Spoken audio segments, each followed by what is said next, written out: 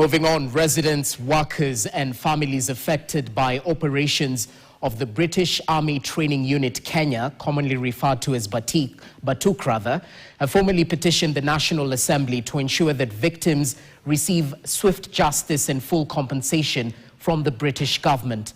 They're also urging the government not to renew the Kenya-United Kingdom Military Cooperation Agreement until the recommendations of a November 2025 report on alleged misconduct have been fully implemented. Catherine Imuraget reports.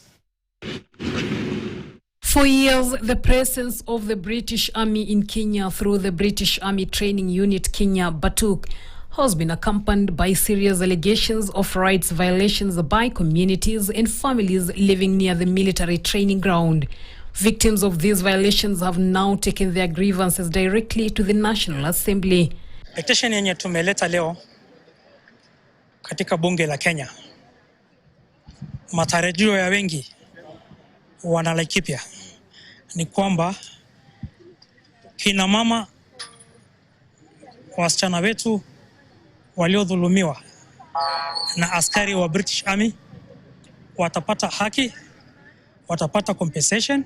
They cited harm caused by BATUK activities, as well as cases involving children born out of relationships between British soldiers and Kenyan women, some of whom sexually abused or left without financial or parental support. Mali imefika, sijui kama ni wakili wetu ama ni wabunge wetu, they don't do the follow up. Waone vile hawa watoto watapata privilege kama wale watoto wa BATUK. We want action to be taken.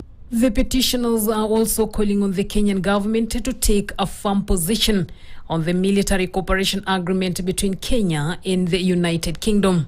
There must be a clear and effective mechanism for investigation and, where Kenyan jurisdiction applies, prosecution and trial in Kenya.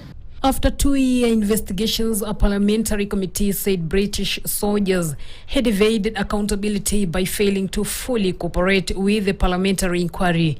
Some residents have since begun to view BATUK as a colonial presence rather than a development partner.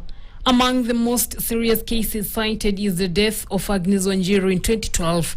Her body was discovered in a septic tank in Nanyuki town approximately 3 months after her death. For the victims, the issue is not simply about military training. It is about accountability, justice, and compensation. Catherine Imuraget, KTN, Nairobi.